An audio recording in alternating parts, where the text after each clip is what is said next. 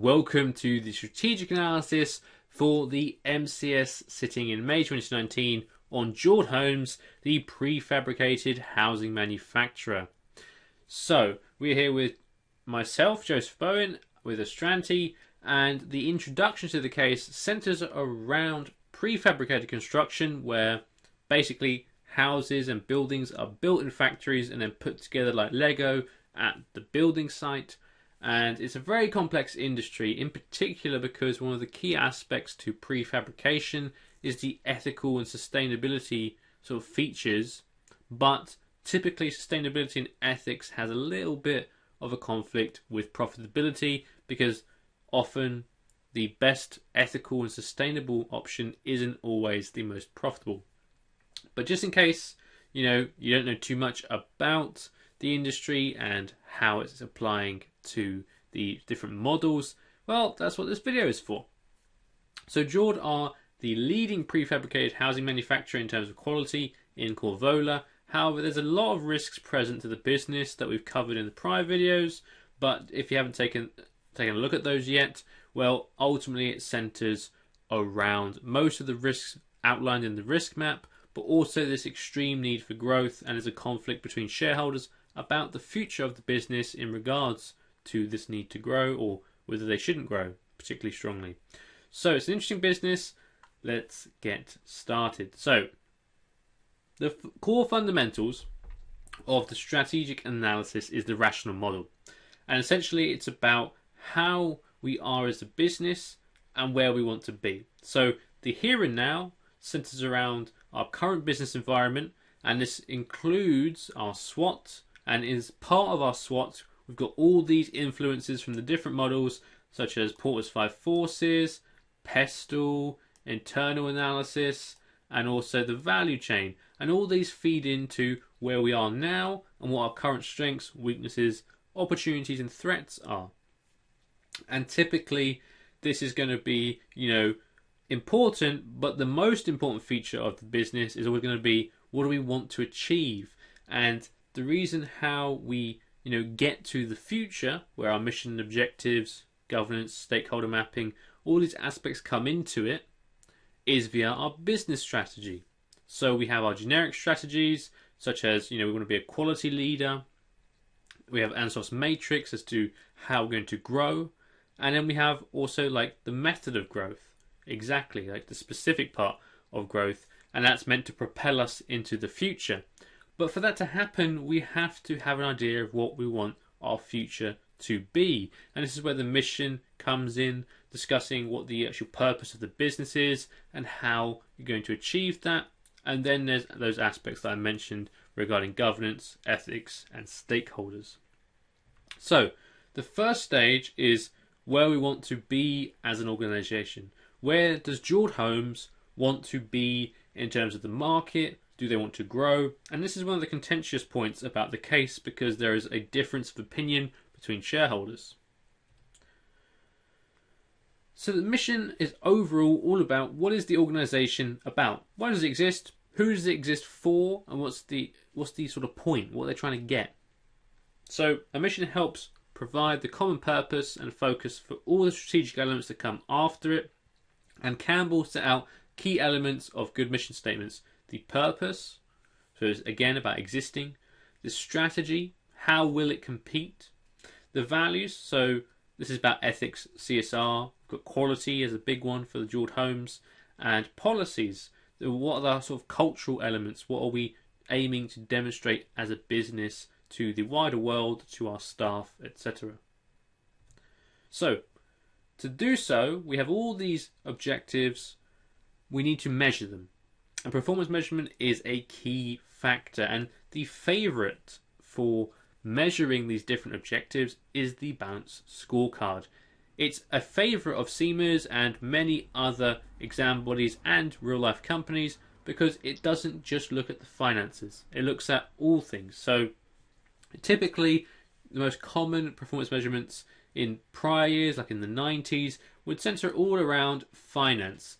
We're looking at profit, return on investment, the cash flow, the gearing.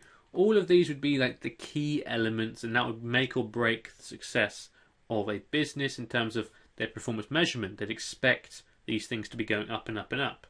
However, Balanced Scorecard covers many other aspects. For example, we want to have the best possible staff, and we want our staff to be very happy. We saw that on the risk map, that staff leaving would be detrimental to the business to an extreme degree. So from a learning perspective, we can look at training. Training helps staff remain motivated, gives them new skills, make sure they're never at risk. So again, it feeds into, helping that risk.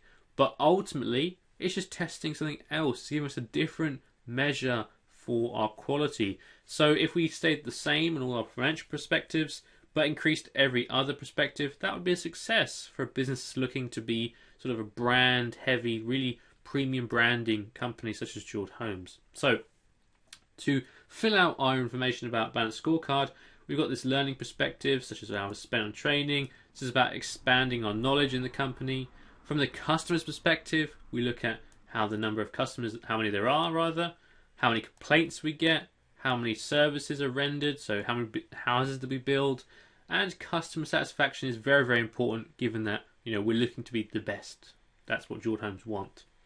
And in terms of internally, we can look at how well we're utilising staff, our on-time sort of appointments in that design phase, for example, job success rates. So how many times did we nail our timings as far as the house building is concerned? Do we complete them under budget? Is our employee satisfaction particularly high? And do we invest in IT, for example? Have we invested enough in IT, I should say, because we know CAD and CAM are critical to the business. Have we done enough this year? And also project management. How have they gone? Have they been on time? How have we gained from these new projects? So that's the Balanced Scorecard in a nutshell. So how does it apply in terms of our governance? Because that's the next thing we have to think about as it factors in to our overall future for the business. And corporate governance is essentially the way organisations are directed, controlled, administered. According to the UK Code of Corporate Governance, which is overall the framework that CIMA like to refer to, it's not something you need to recite or specify, but it's their sort of baseline example of what good governance includes, and that includes separate chairman and CEOs, independent non-executive directors, so that's going to be one of the key things, audit, nomination and remuneration committees, risk management focus, disclosures, financial reporting, etc. You can look through that in E2, but to apply it to our case, we are a private company. So we're not actually duty bound to any regulations as far as the stock market is concerned. That's typically why businesses actually do sort out all of these different governance structures in a very specific way with these independent non-executive directors, because it's required of them, but it's not required of Jord. So at the moment, it's not really relevant actually.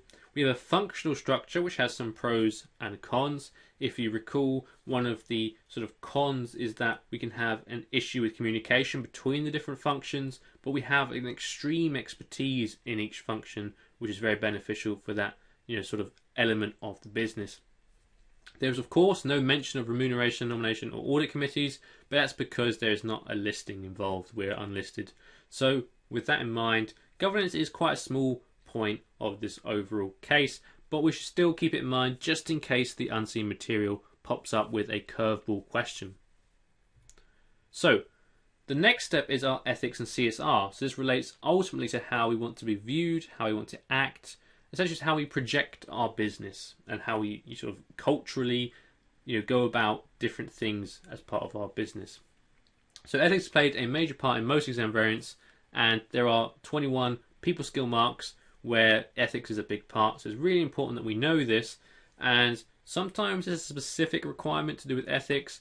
Other times it's a little bit hidden, it's like underneath the question, but you should always have a sort of this is the right thing to do style mentality. We did discuss this at length in the top 10, but I won't bore you with that again. So how does key ethics and CSR issues come to us from the case? Well, one of the things I actually didn't mention much in the top 10, but it's actually quite an important point. There's not a lot of community contribution from Jord Homes. Now, this is one of the things I want to highlight just quickly, because they do a really good job by the looks of it on every other CSR element. they're really on top of it. They want to be this premium brand, and they are seeking to be just stellar in every metric on this. So with that in mind, one thing that stuck out to me was that their contribution to the community is quite it's a little bit loose, in the sense that they're saying that the replanting of forests is this massive contribution, and it is, but it's not on the same level as some other companies in the industry. For example, I can't remember which construction company it is, but they teamed up with De Montfort University from Leicester in the UK, and they just built a school in a deprived part of India, for example. That's community contribution. That's like a big statement. That's really wanting to help your community. And Jord have the cash and the overall expertise and stuff to do that quite easily. Of course, you can't just give away stuff for free all the time, but one project here and there every 5 to 10 years wouldn't necessarily hurt as a sort of contribution for our CSR perspective. But aside from that, we are constantly going to look to reduce our environmental footprint, because ultimately that's one of the key sustainable aspects of prefabrication. So reducing that as low as possible is doubling down on these benefits of prefab, which helps us compete against traditional companies, construction companies I should say. Then we also have our legal liabilities, which is going to center around the kind of environmental regulations, etc., planning permission. We don't want to have any corruption scandals, which is a thing in the industry, so we need to be wary of that. But ultimately, there's no standout legal problems that we can see from the case right now, but these are the typical ones that come up. One thing that's quite important is ethics versus profitability. We know there's a shareholder conflict that we've already discussed, and ultimately, when 40% of your shareholders want to grow, there's going to be a little bit of an emphasis, on profitability, making sure we're growing. And usually that butts heads with ethics, because the best supplier at the cheapest rate may not be ethically procuring their supplies, for example. So there's a constant to and fro between these two concepts, and that is one of the things we need to keep an eye on for the unseen material, because we could easily get a question that centers around supplier relationships, choosing a new supplier, and having these sort of pros and cons where one is like cheaper, but the other one fits our ethical strategy more, and then we have the sort of shareholder butting heads a little bit over what they actually want. And we, as ethical management accountants, need to state that the ethical supplier is just the right thing to do. It fits our strategy, and we stay on the positive side of the ethical argument. And finally, health and safety is super, super important. We have this sort of issue that's on the risk map or risk register, whichever you want to call it. And ultimately, it centers around the idea that our staff are constantly working in an environment that is a little bit risky. It's a construction environment, but it is controlled conditions because it's in a factory. And it's mostly our subcontractors that have some issues because they do the building on site, which is out in the open. And, that's subject to weather, rain, slippy floors, etc. So with that in mind, health and safety is a key concern for ethics and CSR. And we have got some mitigating factors on the risk map.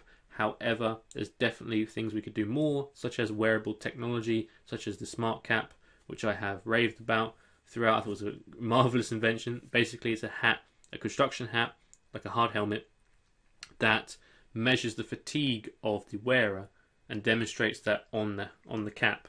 So managers are able to designate riskier tasks to people who are far more alert, rather than somebody who's been kept up by their child all night, for example. So, what other issues could we speak about? And bribery, again, is always unacceptable, but it is something that could come up in our case because construction as an industry is riddled with bribery and corruption scandals for these big, big projects like dams and big housing projects. Everything you can think of as far as large projects are concerned, there is an equally sort of large corruption scandal that's been in that sort of sector at some point in time. Also, professional ethics, how we act as an accountant. So if there's any unethical practices above us, there is a key procedure as to how we go about it, how we report it. We try to get them to not do their act, and then like the act of corruption, and then we would perhaps go about reporting it to a regulatory body, for example. And finally, we're at max capacity. So there is this risk to potentially overwork our staff, which again we know is really, really bad, because we need to make sure our staff are happy. Losing those staff would be terrible for our brand, because our quality would dip, then our brand would hurt, have some damage rather, and then we would lose some revenue, quite a lot of revenue. And then we'd have to find new staff, and they'd have to learn how to be part of our processes, and that will take some time. So there's a massive, massive disruption from losing key staff. So overworking them is a possibility, because we're at max capacity and we're looking to grow.